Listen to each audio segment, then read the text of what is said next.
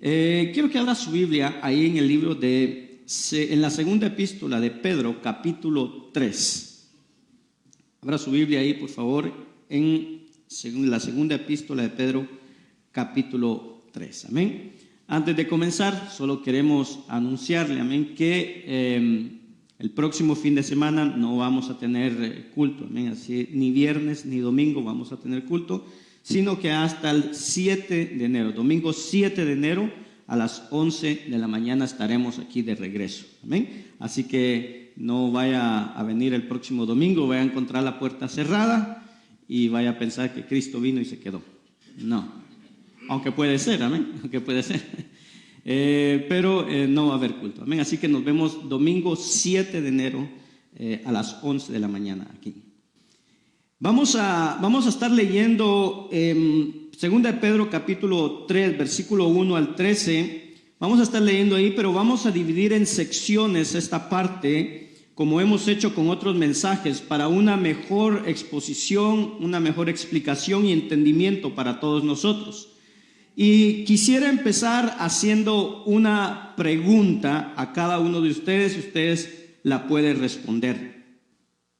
Y si Cristo no hubiese venido, ¿cuáles serían las consecuencias sobre toda la humanidad? Y aún las consecuencias para aquellos de nosotros que hemos creído. ¿Puede usted pensar en esta pregunta? Y si Cristo no hubiera venido, ¿cuáles serían las consecuencias sobre toda la humanidad y aún las consecuencias para aquellos de nosotros que hemos creído? ¿Puede usted imaginar esa pregunta? Ahora, estábamos preparando esta enseñanza, mientras más meditaba en esta pregunta, más incómodo me sentía, porque esto es una imposibilidad. Y entonces cambié la pregunta y quiero abordar el tema desde esta interrogante. ¿Y si Cristo viniera hoy? Piense por un momento. ¿Y si Cristo viniera hoy?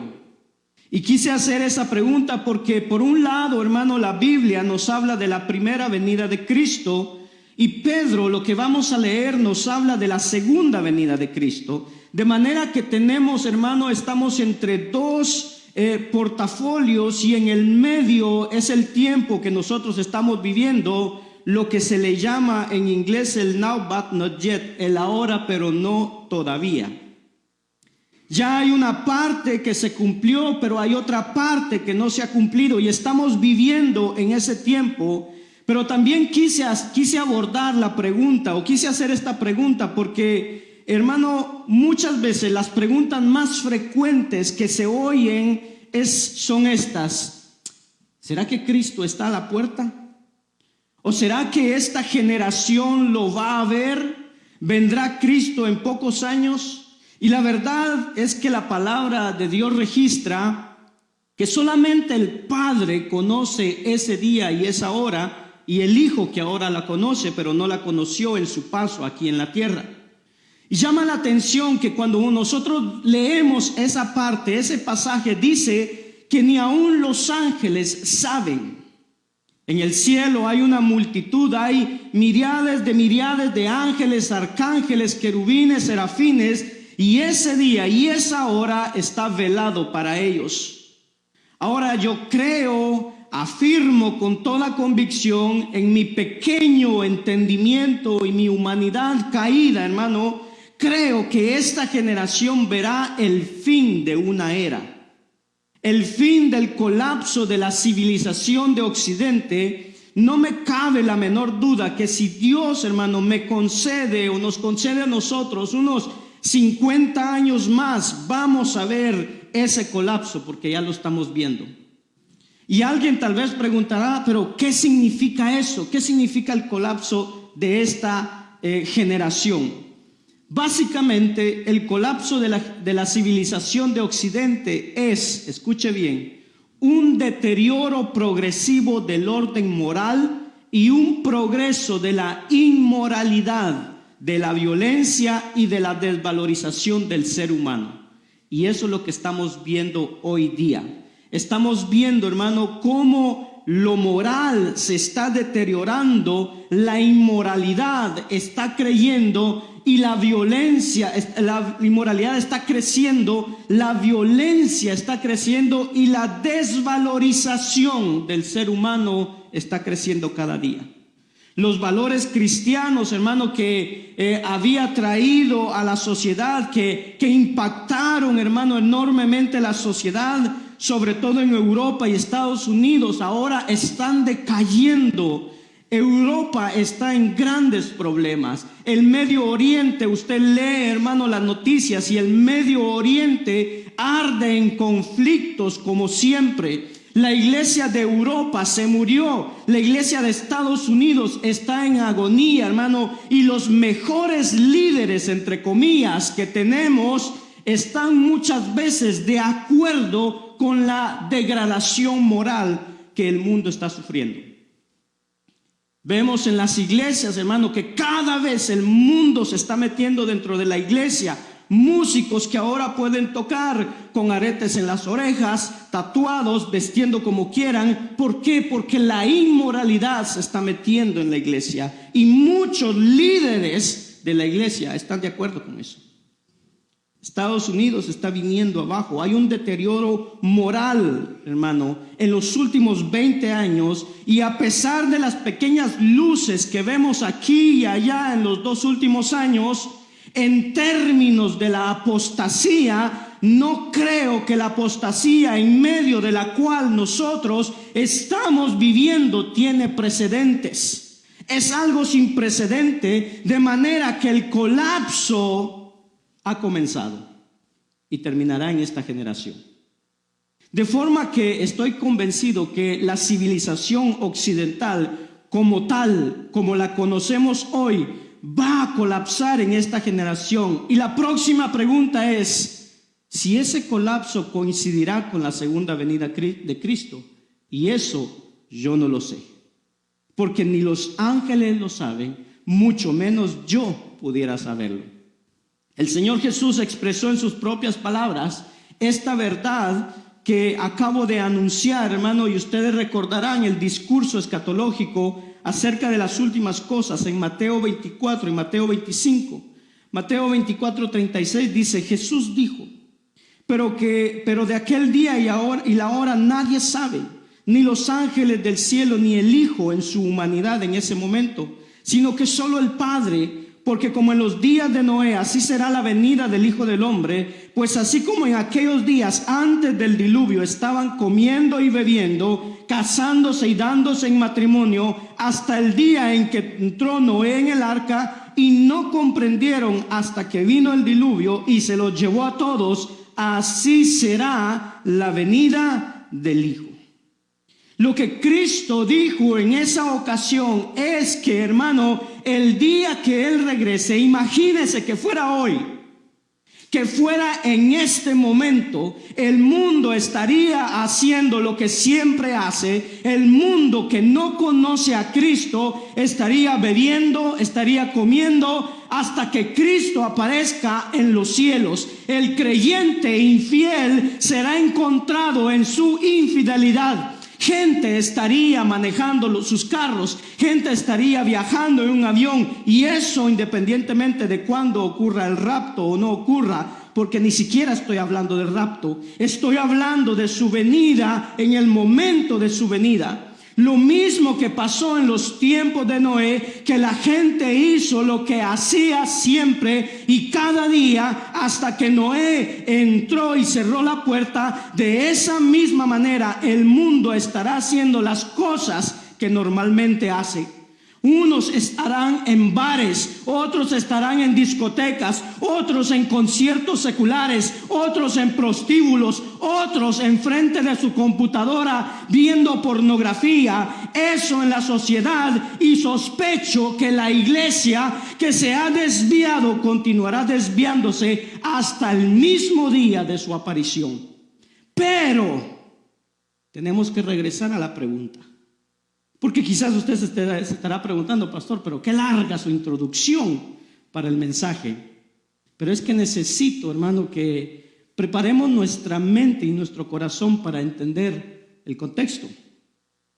para entender si viniera hoy. Es verdad que puede ser una suposición, pero quiero volverla, esa suposición, quiero volverla realidad en el sentido de que pudiera ser hoy. Y entonces lo vamos a traer cerca. Y para traerlo cerca tenía que abordar las condiciones del mundo. Y ahora quiero abordar su mente y su corazón. Si Cristo viniera hoy, quizás nunca nos hemos hecho la pregunta, pero si nunca nos la hemos hecho, quisiera hacérsela de varias maneras. Escuche bien con atención. Si Cristo viniera hoy, ¿cómo habríamos vivido el día de ayer? ¿Puede hacerse usted la pregunta? Si Cristo viniera hoy y lo supiéramos de antemano, ¿qué hubiéramos hecho durante todo el mes de diciembre en donde supuestamente se recuerda su primera venida? Entonces, ¿y cómo celebrarías la Navidad si Cristo viniera hoy? Si fuera ese el caso, y hermano, y lo hubiésemos sabido desde el 1 de enero del 2023, oiga bien, ¿hubiésemos trabajado menos y pasado más tiempo con nuestros seres queridos? ¿Hubiésemos acumulado menos? ¿Hubiésemos gastado menos? ¿Hubiésemos regalado más de lo que tenemos acumulado y colgado en un closet? ¿Hubiésemos regalado más con sentido de propósito y no simplemente porque es Navidad y que hay que cumplir? Y si Cristo viniera hoy, ¿hubiésemos valorado más a la gente que está a nuestro alrededor, comenzando con nuestra propia casa, pasando más tiempo con ellos y no dejándoles sentir que quizás son personas a quienes usamos? Si Cristo viniera hoy y lo hubiésemos sabido a principio de año o a principio de mes, oiga, hubiésemos testificado más de Cristo con las oportunidades que tuvimos. Si Cristo viniera hoy y lo supiéramos, ¿viviéramos más santamente?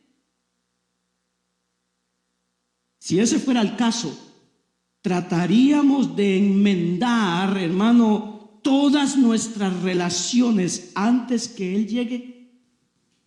Y si la respuesta es sí a cualquiera de esas preguntas, entonces usted y yo sabemos lo que debemos de hacer. Porque de acuerdo con la palabra, Él pudiera venir en cualquier momento. Si hubo algo que la iglesia primitiva afirmó y defendió, fue la inminencia del retorno de Cristo, de que Cristo podría venir cualquier día, en cualquier momento, porque no vamos a saber cuándo llegue, hermano, porque será como en los días de Noé y su civilización, que no supieron hasta que comenzó el diluvio. ¿Podría el año 2024 ser el retorno de Cristo? No sé. ¿Quién sabe? No podemos preguntarle ni siquiera a los ángeles porque no lo saben. Y con esa introducción, entonces creo que estamos ya más o menos preparados para situarnos en la pregunta y lidiar con el texto de Pedro en su segunda carta, capítulo 3. Vamos a leer los primeros 2 versículos y entonces seguimos adelante. Dice así la palabra de Dios, en el nombre del Padre, del Hijo y del Espíritu Santo. Amados, Él escribe a creyentes. Esta es la segunda carta que os escribo, en las cuales, escuche bien, como recordatorio, despierto en vosotros vuestro sincero entendimiento, para que recordéis las palabras dichas de antemano por los profetas, por los santos profetas, y el mandamiento del Señor y Salvador declarado por vuestros apóstoles. Inclinen su rostro, vamos a orar y vamos a pedir al Señor que hable en nuestras vidas. Padre que estás en los cielos, amén y amén. Quiero que repita después de mí: ser de bendición en donde quiera que estemos. Es el propósito de Dios por el cual nacimos. Usted es de bendición en donde quiera que usted se encuentre, amén. El resumen de esta enseñanza dice así: que al conmemorar la primera venida del Redentor, anticipemos su segunda venida y que estemos preparados para darle la bienvenida como Rey. ¿cómo celebrarás la Navidad si Él viniera hoy? Y vamos a ver estos 4 puntos que usted mira ahí. Esta es la introducción a lo que Pedro quiere decir. Él quiere hablar de la segunda venida de Cristo, pero él comienza identificando a estos a quienes él envía la carta, a estos hermanos de la fe. Él los llama amados. Creo que 3 veces él usa esa palabra para referirse a los receptores de esta carta. Y él dice que la intención de la carta es despertar su entendimiento. Necesito despertar en ustedes un entendimiento sincero. Sin embargo, él dice que la forma como él va a despertar ese entendimiento no es con cosas nuevas, sino para que lo recordéis. Esto no es, hermano, algo nuevo, es algo viejo. Las palabras que ya fueron dichas previamente por los profetas del Antiguo Testamento, por el Señor Jesús y luego por los apóstoles. En ese orden, primero los profetas, después el Señor Jesús y luego los apóstoles que continuaron el trabajo que Jesús inició. Pedro nos revela que estos 3 hablaron de la segunda venida. Y sabemos, hermano, que Dios no miente y que Dios no cambia.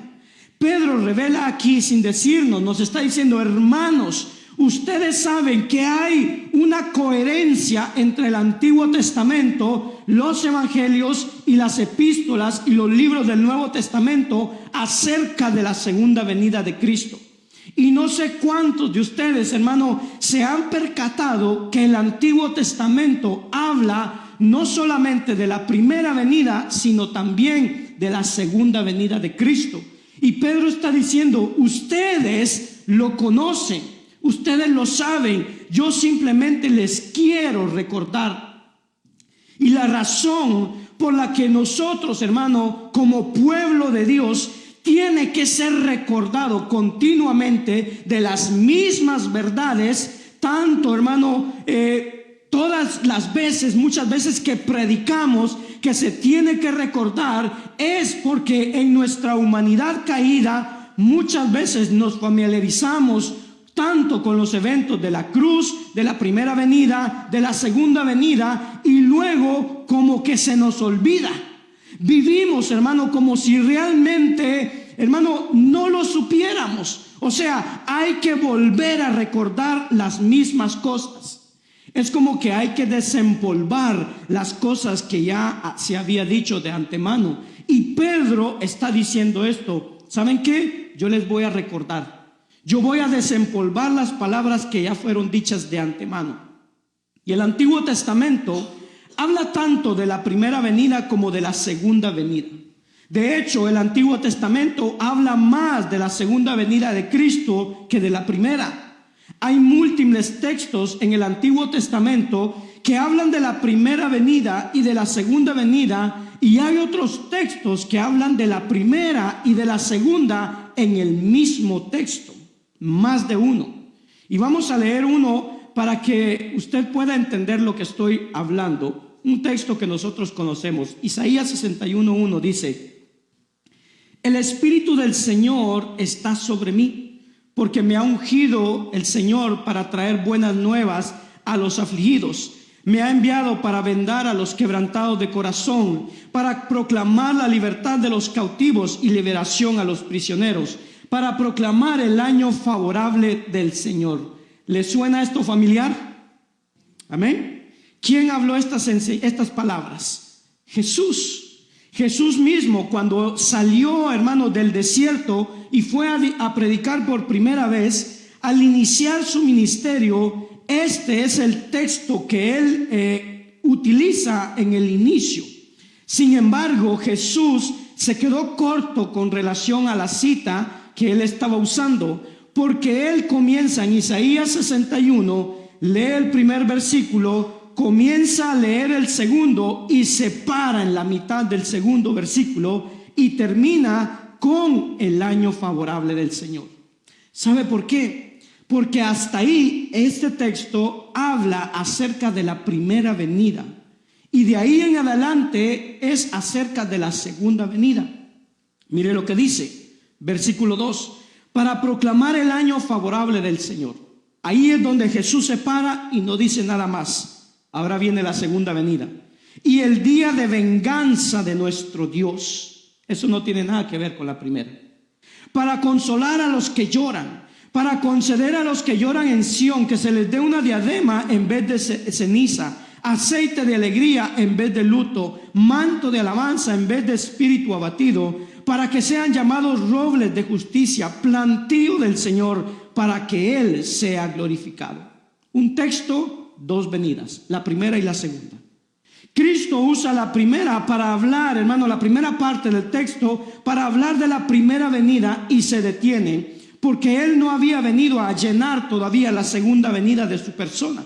Ahora les digo que el Antiguo Testamento tiene más profecías acerca de la segunda que de la primera. Y alguien hizo un conteo y llegó a 335 profecías. Más de 100 cumplidas en la primera venida y 200 y tantas para cumplir en la segunda venida.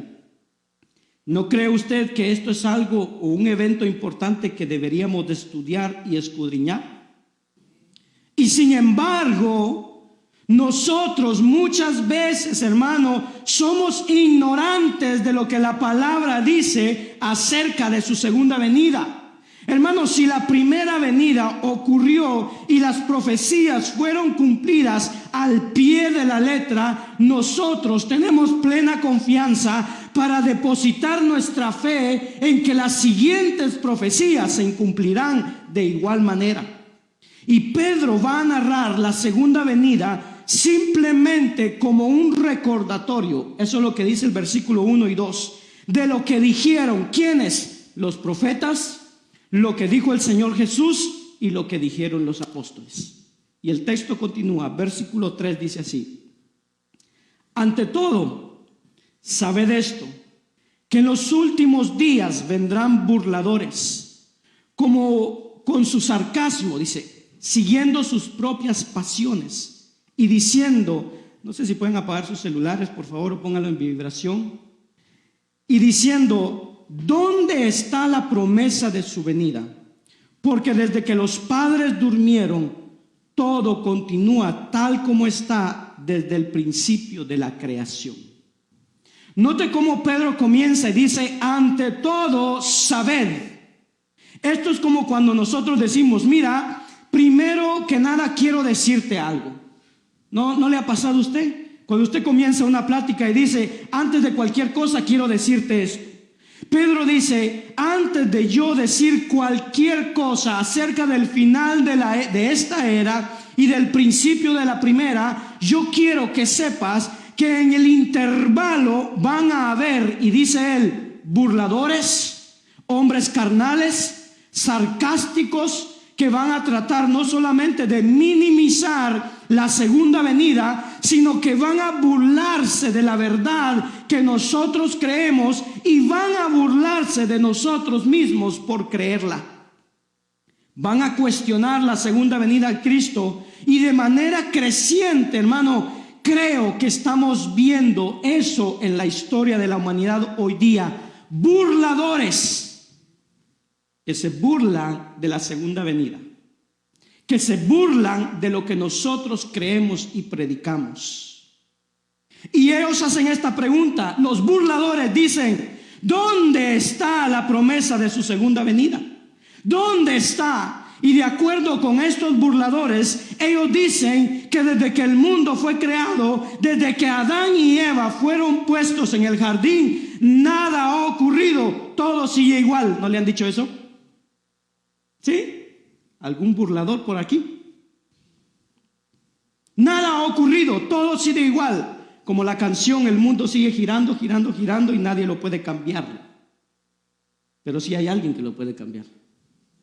Pero estos burladores, en su ignorancia, niegan lo que ha ocurrido para quitarle valor a lo que sí ha ocurrido. Ellos ignoran el pasado precisamente para burlarse del futuro. Cuestionan el cumplimiento de lo que no ha ocurrido, cuestionando el cumplimiento de lo que ha de venir. La segunda venida, ignorando lo que ha pasado antes. pasando por alto una historia de eventos significativos, hermano, que han de ocurrir. Y Pedro va a hablarles, va a responder a estos burladores, va a responder a su burla. El texto de hoy nos recuerda, hermano, que sí habrá una destrucción, como la hubo en los días de Noé, que no será por agua, que será por fuego en el día del juicio. Al final del camino, hermano, los burladores niegan la existencia de un universo que rinde cuentas a Dios.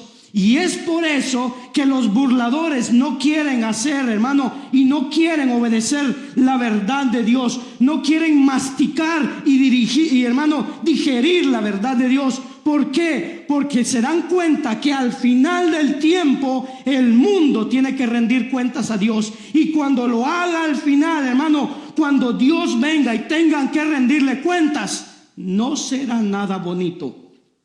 No será algo de qué reírse. Y eso, hermano, no les conviene. Y la manera que la gente niega a Dios, niega las Escrituras, es precisamente porque no les conviene lo que las Escrituras tienen que decir. Por lo menos no le conviene a su rebelión, y a su corazón rebelde. Entonces Pedro va a responder. Pedro va a responder a los burladores y dice en el versículo 5 y 7.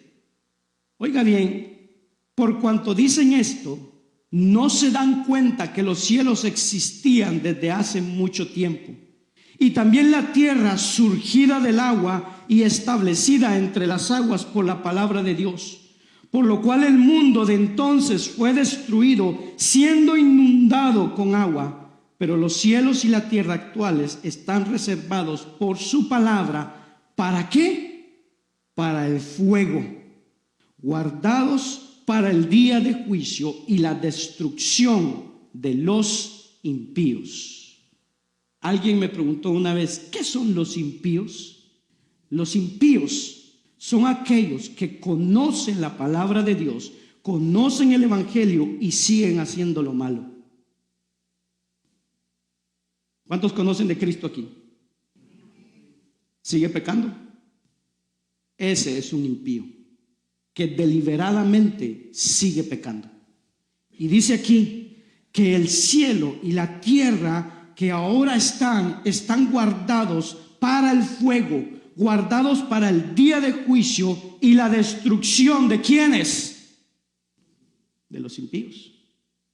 Pedro comienza a recordarles la creación y les dice, el mar, la tierra existía desde hace mucho tiempo. Pedro los recuerda también que la tierra salió del agua.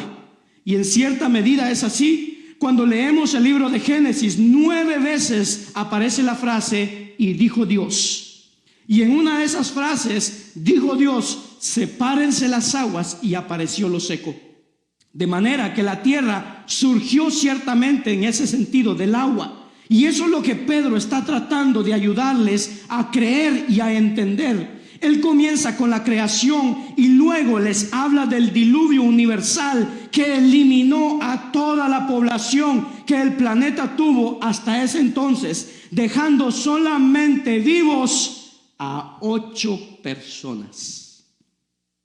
1, 2, 3, 8, se terminó, los dos cuales se fueron. 8 personas se salvaron, y eso que empecé de este lado, imagínense si hubiera empezado de este. 8 personas quedaron vivas. 8 personas se salvaron, y de alguna manera casi que Dios tuvo que forzar a estas personas. Dicho sea de paso, hay no menos de 200 culturas alrededor del mundo que tienen relatos acerca de un diluvio universal con una coherencia con el relato bíblico de aproximadamente 80%. De manera que alguien se encargó, hermano, de ir pasando ese relato de persona a persona, de región en región, hermano, para que pueda quedar ese registro, hermano, casi en todo el planeta, de que hubo un evento cataclísmico en algún momento del pasado. Y ese elemento es que los burladores olvidan, ignoran, y Pedro les está ayudando a recordar que ellos hacen eso porque ellos ignoran que Dios que creó los cielos, oiga, Dios que creó los cielos por el poder de su palabra, y que ahora mismo Dios está sosteniendo esa misma tierra, el mismo planeta, por el poder de su palabra, pero con una diferencia. De acuerdo a lo que Pedro dice, es que Dios está preservando esta tierra, los cielos actuales los está reservando, dice, para destrucción. Escuche bien esto. Lo está reservando por el poder de su palabra para el fuego. Dios, hermano, lo preserva por su palabra, y esto concuerda con lo que Hebreos 1 nos dice, que Dios sosteniendo el universo por el poder de su palabra, que están guardados para el día del juicio, para la destrucción de los impíos. Y Pedro continúa y dice, versículo 8, pero amados, esta es la segunda vez que Pedro habla así, amados, no ignoréis esto. Pedro está diciendo, ustedes no sean ignorantes. Si los impíos son ignorantes, si los impíos no quieren saber y no quieren creer lo que pasó, ustedes no sean ignorantes. Yo simplemente les voy a recordar lo que fue dicho 3 veces en la época del Antiguo Testamento, lo que dijo el Señor y lo que los apóstoles dijeron. No ignoréis esto, que para el Señor un día es como 1000 años, y 1000 años como un día. Por eso nosotros nos desesperamos a veces, hermano. ¿Y cuándo es que el Señor va a hacer esto? ¿Y cuándo es que el Señor va a cumplir esta promesa? ¿Y cuándo es que el Señor me va a dar esto? Ya han pasado 8 años, 10 años, 15 años, y el Señor dice, es que tú no entiendes que para mí 1000 años es como un día. Verso 9, el Señor no se tarda en cumplir su promesa, según algunos entienden la tardanza, sino que es paciente para con vosotros, no queriendo que nadie perezca, sino que todos vengan al arrepentimiento. Oiga bien, lo que hace que Dios haya retenido su segunda venida es su gracia y su misericordia. Y esas dos cosas son la medida de su amor. El amor de Dios por los hombres, hermano, es lo que ha hecho y es lo que ha retenido su segunda venida. No es que Él sea lento para venir, sino que Él es misericordioso, y su misericordia lo hace lento a los ojos de los hombres. Pero Dios dice que Él es lento para la ira, y el día del juicio, oiga bien, es el desbordamiento de su ira, pero Él es abundante en misericordia. Una de las frases en el Antiguo Testamento que Dios usa repetidamente para hablar de su carácter, de quién es Él y de cómo es Él, dice, yo soy lento para la ira y abundante en misericordia. Los múltiples profetas enviados a Israel forman parte de esa espera. Que cada vez venían los profetas y un chance más, un chance más, un chance más, y la paciencia y la misericordia de Dios siendo ejercitadas. Pero nosotros no podemos concluir, oiga bien, que el hecho de que Dios haya retenido por un tiempo el desbordamiento de su ira, que eso sea significativo o simbólico de que Él ya no vaya a venir. Porque cuando nosotros vemos a una madre, a una mujer, a una madre que está en estado de embarazo y tiene 3 meses, y usted la mira y dice, ¿cuánto tiempo tienes? 3 meses. Y después 4, 5, 6, 7, y usted al 7º no dice, no, pues como que ya no va a nacer el niño, ¿verdad? No, porque todavía no ha llegado el tiempo. Y el bebé va a nacer a las 40 semanas, pero podría ser la semana 39 y 6 días y salir al siguiente. Ahora, si Dios no hiciera justicia, si Dios, hermano, no hiciera esa justicia, Dios no fuera un Dios justo. Y eso es lo que algunos de nosotros quizás tenemos problemas con la ira de Dios. Se nos olvida de que en el mundo hay mucha maldad y aparentemente Dios la está tolerando. Si Dios no hiciera justicia en algún momento en contra de esa maldad, Él no fuera, hermano, un Dios ni bueno ni justo, porque implicaría que a Dios entonces se le importa la justicia de los hombres. Y eso es el problema que Abraham tenía. La incredulidad que Abraham tenía porque no conocía todavía el carácter de Dios. Cuando Dios dice que va a destruir a Sodoma y a Gomorra y Abraham intercede, se pone como si fuera un Cristo en el intermedio a interceder. Y esto es lo que Abraham dice. Génesis 18 dice: y Abraham se acercó y dijo: ¿en verdad destruirás al justo con el impío? Junto con el impío. Oiga lo que Abraham le dice a Dios. Le dice: ¿en verdad destruirás al justo con el impío? ¿Se imagina eso? Hermano, Dios pudo haberle dicho a Abraham: Abraham, ¿perdiste la cabeza, Abraham? Tal vez haya 50 justos dentro de la ciudad. ¿En verdad la destruirás y no perdonarás el lugar por amor a los 50 justos que hay en ella? Ahora Abraham mismo le dice: lejos de ti hacer tal cosa, matar al justo con el impío, de modo que el justo y el impío sean tratados de la misma manera. Abraham le está diciendo a Dios: es que tú, Señor, tú no puedes matar al impío que está en Sodoma y Gomorra junto con los justos que vienen, que están ahí también. Así que, Señor, si te encuentro 50, ¿los perdonarás? Y Dios le dice: sí, claro. ¿Y 45?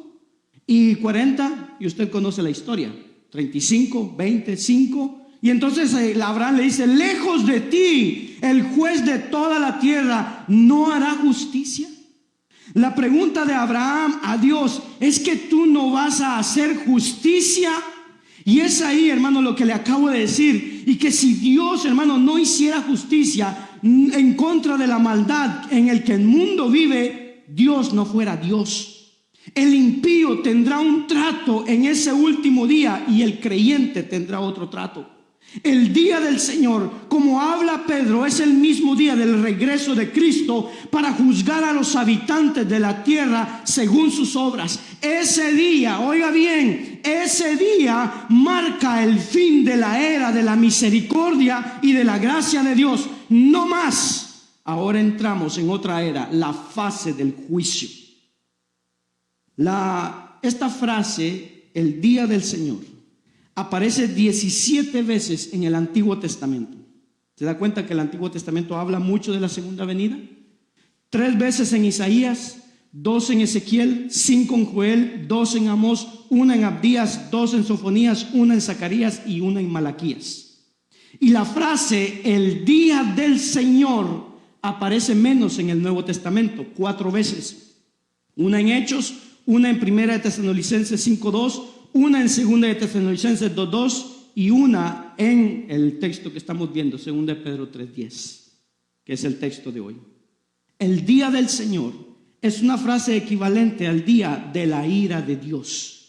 Hermanos, si juntamos los dos resultados, nos da 24 apariciones. Y Pedro nos habla de una venida que será súbita, como ladrón en la noche. Dice el texto que nosotros estamos viendo, versículo 10. Pero el día del Señor vendrá como ladrón, en el cual los cielos pasarán como un estruendo, y los elementos serán destruidos con fuego intenso, y la tierra y las obras que hay en ella serán quemadas. Recuerde eso por un momento. Las obras que hay en ellas serán quemadas, porque me voy a referir a eso en un momento. Versículo 11. Puesto que todas estas cosas han de ser destruidas de esta manera. Y esta es la pregunta que Pedro hace. Pues en vista de que todo va a ser destruido de esta manera, oiga, ¿qué clase de persona no debéis ser vosotros en santa conducta y en piedad, esperando y apresurando la venida del Señor, en el cual los cielos serán destruidos por fuego y los elementos se fundirán? ¿Cómo dice? Con intenso calor. Todo va a ser fundido de tanto calor que habrá. Versículo 13. Pero, según su promesa, nosotros esperamos. Ese pero es para nosotros. Pero según su promesa, nosotros esperamos nuevos cielos y nueva tierra en los cuales mora la justicia. Eso es lo que nos espera a nosotros, hermano. Al impío no le espera algo bonito. A nosotros nos espera un nuevo cielo y una nueva tierra donde solo habrá justicia. El justo y el injusto tratado de diferente manera. Dios mostrando su carácter a través de todo eso, pero la venida será súbita, será inesperada, será sorpresiva, será, hermano, repentina. Y la gente va a estar haciendo lo que siempre está haciendo. Algunos estarán casándose, dependiendo en qué nación esté la hora y el día. Algunos estarán ante un juez civil, otros delante de su propia congregación. Imagínese que viniera en este momento. Imagínese que ocurriera en este momento, hermano. Algunos están poniendo atención, otros están durmiendo, otros viendo su teléfono. Pero dice que nosotros vamos a escuchar algo. Va a haber un gran estruendo. En el original da la impresión no tanto de un estruendo, sino de un sonido atemorizante. Porque el sonido es como el sonido de una flecha que ha sido disparada a gran velocidad. Cuando viaja y atraviesa el viento, pero no con el volumen que yo lo hice, obviamente, ni con el volumen de ninguna voz humana. Dios considera que es importante que los hombres recuerden que habrá un día donde Él juzgará las acciones de los hombres. Dios, hermano, parece pasar por alto las injusticias, pero solamente parece, como ilustramos con la vida de Abraham. La ira de Dios, esa frase aparece 50 veces en la Biblia. ¿No cree usted que es algo importante de que nosotros sepamos? Porque, hermano, más de 50 veces habla el Antiguo Testamento y el Nuevo Testamento de la ira de Dios con relación a su segunda venida. En el libro de Apocalipsis se habla de 7 copas de la ira de Dios. No sé si usted las ha leído, hermano, pero sería bueno que lea acerca de lo que cada una de estas cosas, de estas copas representa. Hermano, yo no quisiera estar presente cuando se derrame el primer chorrito de la primera copa, porque no es bonito el cuadro. El libro mismo de Apocalipsis habla, hermano, 7 veces del furor de la ira de Dios. El furor de la ira de Dios. Hermano, ya con ira estoy amedrentado. Imagínese furor de la ira de Dios. El diccionario de la Real Academia tiene como sinónimo ira exaltada, o como definición de lo que es el furor, es ira exaltada. Otro diccionario tiene como sinónimo el furor, hermano, la ira de Dios o la furia de Dios. 7 veces en el Apocalipsis. Apocalipsis 14:10, 14:19, 15:1, 15:7, 16:1, 16:19 y 19:15. Ese día el Señor pagará a los hombres conforme a su iniquidad. El ruido de esa flecha que viaja a través del viento a gran velocidad, o el ruido en el original, también da la impresión, hermano, que es como estar frente a una chimenea. A algunos les encanta la chimenea. Ahí cuando usted se pone enfrente de su chimenea y oye ese crack, como que las chispas están disparando, hermano, la madera se está quemando cuando se está consumiendo. Es una combinación de esas dos cosas. Eso es lo que vamos a oír. Y creo que parte de esa chispa es lo que estamos oyendo ya. Sonido como de chispa, que es el fuego que ha comenzado. Y eso es lo que vamos a estar escuchando.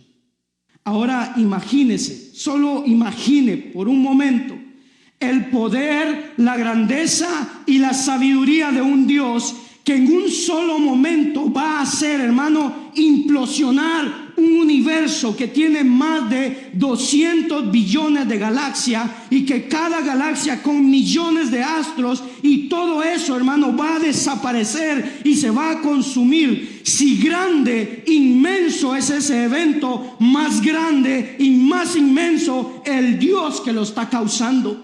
Imagínese la grandeza de ese Dios, la sabiduría y el poder de ese Dios, que Él está haciendo que el universo entero, hermano, desaparezca, se consuma por fuego, y al mismo tiempo está preservando a los suyos de la total destrucción del universo.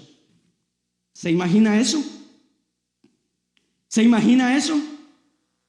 ¿Se imagina la sabiduría de Dios, el poder de Dios? ¿Cómo tiene la habilidad, hermano, de sacarnos, como quien dice, del universo? Ese es el Dios al que usted y yo exaltamos. Un Dios grande. Ahora, ¿cuántos de ustedes han estado en presencia de un terremoto? ¿Sí? No esos temblores de 2, de 3, no. Un terremoto, hermano, de 7 para arriba, en donde se miran los edificios como que caminan solitos, como que estuvieran borrachos. Eso es un terremoto. Imagínese el universo entero colapsando. Según un comentario dice, el día del Señor en término cataclísmico será súbito, decisivo, cósmico y final en naturaleza.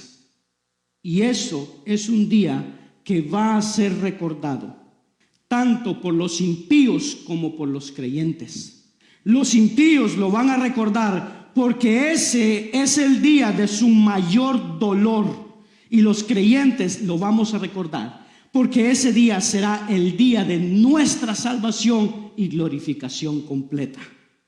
Ahora, note lo que Pedro dice en el versículo 11. Puesto que todas estas cosas han de ser destruidas de esta manera, en vista de esto, ¿qué clase de personas no debéis ser vosotros en santa conducta y piedad?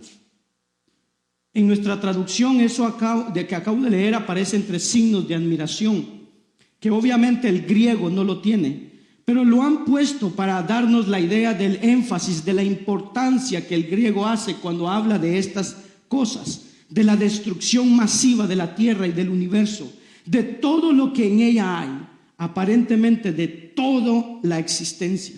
Y que en vista de esto, dice, nuestra manera de vivir debiera ser, oiga bien, no conforme a la carne, sino conforme al Espíritu, y debiéramos vivir, dice ahí, en santa conducta y en piedad. Pedro usa dos motivaciones para ayudarnos a vivir en santidad: el regreso del Señor y luego el día del Señor. Y el día del Señor son los que, hermanos, es cuando los hombres rendirán cuentas. Y alguien se preguntará, oiga, pero qué forma de motivar a la obediencia eso. Es como que algunos, hermano, como que un poco de miedo para motivarnos. Y muchas veces hay algunos predicadores que solamente quieren hablar del amor de Dios, y que Dios es bueno, y que Dios es misericordioso, y que Él perdona, y que la gracia de Dios, hermano, y que lo usan como motivación. Cuando leemos la Biblia de tapa a tapa, hermano, nos encontramos que hay múltiples motivaciones distintas desde diferentes ángulos para motivar al creyente a vivir en santidad. Escucha lo que Juan Calvino decía con relación a eso, de por qué Pedro usa como si fuera el miedo, el temor del día del Señor para motivarnos a la santidad. Él dice lo siguiente, oiga bien: esto ha sido añadido para que los fieles, esos somos nosotros, estén siempre velando. Él ahora, dice, los sacude de su somnolencia.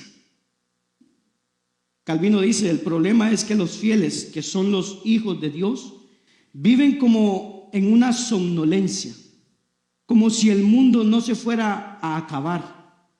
Y hacen las cosas y viven las cosas, viven su vida como si nada fuera a acabar.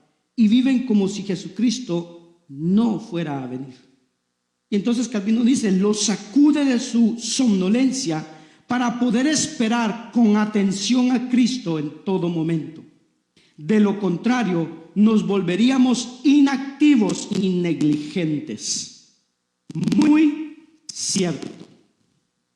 La iglesia de Cristo hoy día está inactiva y negligente a lo que la palabra de Dios dice, como es generalmente el caso, dice Calvino.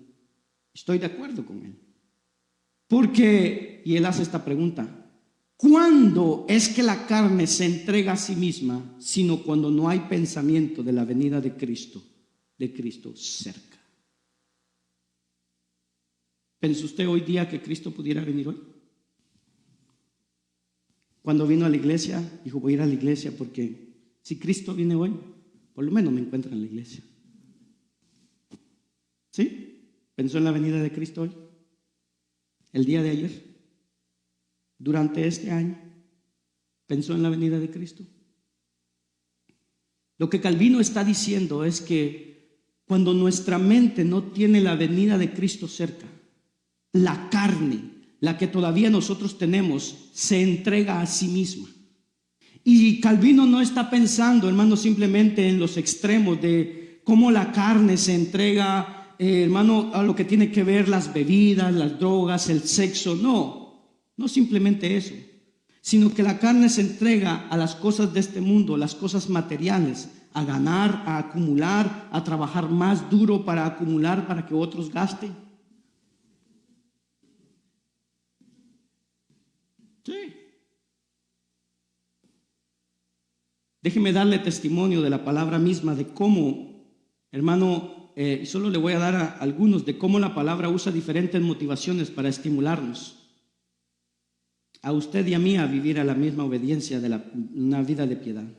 Levítico 19, la motivación para vivir como Pedro quiere que vivamos es que Dios es santo, por tanto, sed santos. En Filipenses 1:37, la motivación es el evangelio, que vivamos una vida digna del evangelio.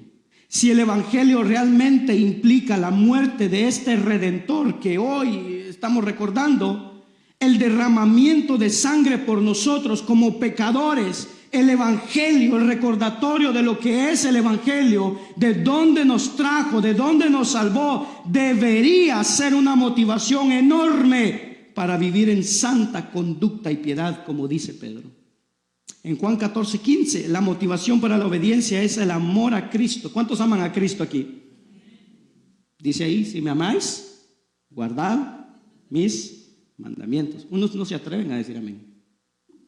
No, sí, unos no se atreven. Cuando dicen ama a Cristo, no se atreven a decir amén. Hebreos 12:26-29. La motivación es la misma de la segunda carta de Pedro. Es el juicio del Señor, la venida del Señor. La palabra nos ofrece toda una gama de motivaciones para vivir como Pedro nos llama a vivir, hermano. Y termina el texto en el versículo 12 y 13 diciendo, esperando y apresurando la venida del día de Dios, en la cual los cielos serán destruidos por fuego y los elementos se fundirán con inmenso calor.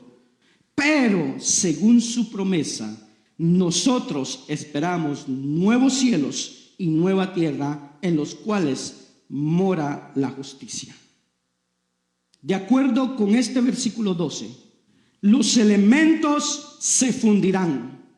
Hermano, usted ha visto en las noticias cuando un edificio se quema, cómo viene el gran calor, hermano, y consume todo, y podemos ver después solo el esqueleto del edificio, hermano, el hierro doblado. Pero este fuego va más allá. Dice que el hierro será fundido, hierro líquido, por así decirlo. Ese versículo nos recuerda, oiga bien, que este mundo es desechable. Este mundo es desechable. ¿Usted ha comprado jeringas desechables? ¿Sí? Usted las usa una sola vez y después las desecha. Pues Dios está usando este mundo una sola vez y lo va a desechar. Ahora piense en eso porque quiero hacerle algunas preguntas. Si usted sabe, hermano, que este mundo es desechable, si usted sabe que el mundo, el universo, hermano, se va a colapsar, se va a fundir, oiga lo que eso implica. todas nuestras posesiones para las cuales hemos trabajado arduamente las van a quemar, van a desaparecer. Todas las cuentas de banco con los dólares, hermano, euros, monedas, criptomonedas que pudiera tener, no las va a volver a ver. Todas nuestras inversiones donde las tengamos y que chequeamos, hermano, a ver si nos dan los beneficios, a ver si me pagaron los intereses este mes, van a desaparecer. ¿Tiene ropa de calidad? Va a ser quemada. ¿Tiene un carro bonito de calidad? Lo van a fundir. Tiene joyas caras, se van a quemar, se fundirán. Los mejores negocios que ha hecho y que tiene y que está desarrollando serán quemados. Eso es una mala noticia para el incrédulo, pero es una buena noticia para el creyente, porque al mismo tiempo que todo, hermano, se está quemando, el creyente estará entrando a una tierra donde él no necesita nada de eso en lo más mínimo. De hecho, no tiene ningún valor allá. Su valor será Cristo mismo, las riquezas en la gloria que no tienen comparación ninguna con las cosas terrenales que nosotros tenemos, usamos y guardamos. Oiga esto, oiga bien esto, abra sus oídos a esto. El único dinero y el único esfuerzo que volvemos a ver es el que invertimos en el reino. Ahora diga ouch, porque eso duele, ¿verdad? Vamos a decirlo otra vez, para que cuando llegue a la casa, entre a su computadora y vaya a ver su cuenta de banco, mire su dinero por última vez, hermano, porque puede ser que Cristo venga hoy, que Jesús venga hoy y sepa que el único dinero, el único esfuerzo que vuelve a ver es el que invierte en el reino de Dios o el que invierte en los hijos de Dios que irán al cielo con usted. Eso es lo único que veremos. Pero la buena noticia está en el versículo 13. Nos dice que nosotros tendremos un nuevo cielo y una nueva tierra. Un nuevo cielo y una nueva tierra. El tiempo se me fue. Yo quiero cerrar, hermano, leyendo un texto en el libro de Apocalipsis, porque estamos hablando, hermano, de un nuevo cielo y una nueva tierra donde no vamos a necesitar ninguna de todas esas cosas que ahora le damos valor, pero que ante los ojos de Dios no tienen el más mínimo valor. Hermano, hablábamos de las pertenencias que tenemos, de los carros que a veces tanto cuidamos, que tanto, hermano, tenemos ahí sobándolo, que un día el carro de calidad lo van a fundir. Porque, hermano, los carros son para ser usados, se rayan, se golpean, y eso debe cambiar la manera en cómo vemos nuestras posesiones. Hay esposos que no le prestan su carro de calidad a su esposa, o que tenga cuidado al subirse. Por favor, ten cuidado al subirte al carro. No puede ser, hermano, que muchas veces le demos más valor a un carro o a lo que sea que a la familia, que al esposo. ¿Dónde está nuestro corazón? No, es que me lo pueden rayar. Ojalá y te lo rayen. Es la forma de Dios recordarle: esto es desechable.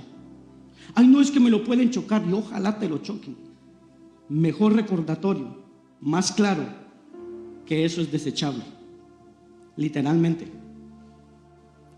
Hermanos, debemos deshacernos del apego a las cosas materiales. Las cosas materiales son para ser usadas, gastadas, rayadas, abolladas, porque las van a fundir todas. Habiendo dicho todo esto, mire lo que nos espera.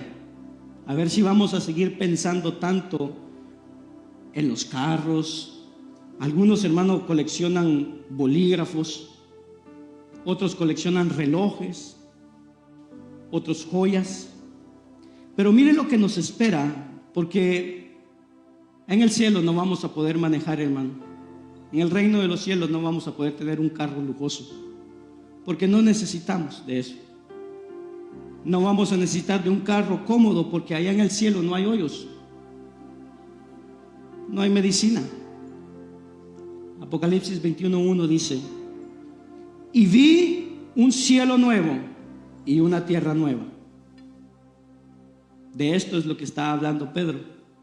Pero Pedro no nos dice cómo es, pero Apocalipsis sí nos dice cómo. Y vi, Juan dice, un cielo nuevo y una tierra nueva, porque el primer cielo y la primera tierra pasaron y el mar ya no existe. Aquellos de ustedes que les gusta la playa,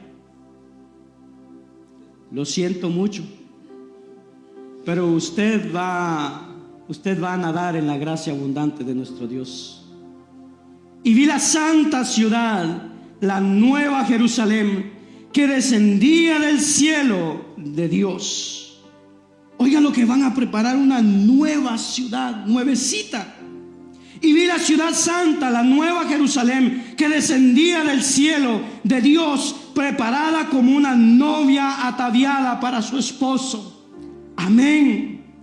Entonces oí una gran voz que descendía desde el trono: he aquí, el tabernáculo de Dios está entre los hombres, y Él habitará entre ellos, y ellos serán su pueblo, y Dios mismo estará entre ellos. Él enjugará toda lágrima de sus ojos, y no habrá más muerte. Oh, ¿dónde está, oh muerte, tu aguijón, y oh sepulcro, tu victoria? Ni habrá más duelo, ni clamor, ni dolor. Escuche, le van a secar las lágrimas. Quizás sean las lágrimas porque está llorando, porque le quemaron el carro, la cuenta de banco y todo eso, las propiedades, las inversiones, porque las primeras cosas han pasado. Y el que está sentado en el trono dijo: he aquí, yo hago nuevas todas las cosas. Y añadió: escribe, porque estas palabras son fieles y verdaderas. También me dijo: hecho está. Escuche esta frasecita: hecho está. No ha ocurrido, no lo estamos viendo, hermano, pero tenga por seguro como si fuera ya, como que estuviera ocurriendo, porque el Dios del universo es quien lo ha afirmado. Hecho está. Yo soy el alfa y la omega, el principio y el fin. Aquel que tiene sed, yo le daré gratuitamente de la fuente del agua de la vida. Y el vencedor heredará estas cosas, y yo seré su Dios, y él será mi hijo. Aleluya, Maranata, ven pronto, no tardes. Señor, te queremos ver, te esperamos. Quema todo lo que quieras. Esperamos un cielo nuevo y una tierra nueva. La presencia de Dios en medio de nosotros, hermano. La presencia de Dios en medio de nosotros. Lo veré a Él tal cual Él es, y seré como Él es en una ciudad santa. ¿Para qué queremos ser como somos? ¿Para qué queremos tener lo que tenemos si tenemos una esperanza de gloria que nos espera y está preparada para los elegidos, para nosotros? Y si viniera hoy, bueno, ¡boom! Salimos de esta dimensión. Salimos de aquí y de repente, hermano, ahí está Cristo, y de repente se mira a usted y dice: wow, pero yo luzco como Él. Y usted también. ¿Qué pasó? Que regresó el león de la tribu de Judá, el cordero inmolado, el alfa y la omega, el principio y el fin. Él ha regresado, el verbo de Dios, el Hijo de Dios, el descendiente de David, el Rey del cielo. Y si Cristo viniera hoy, ¿cómo celebrarías la Navidad? Y si viniera el 31, ¿Dónde te va a encontrar? ¿Qué vas a estar haciendo? ¿Qué vas a estar consumiendo? Y si Cristo viniera hoy, ponte de pie, vamos a orar.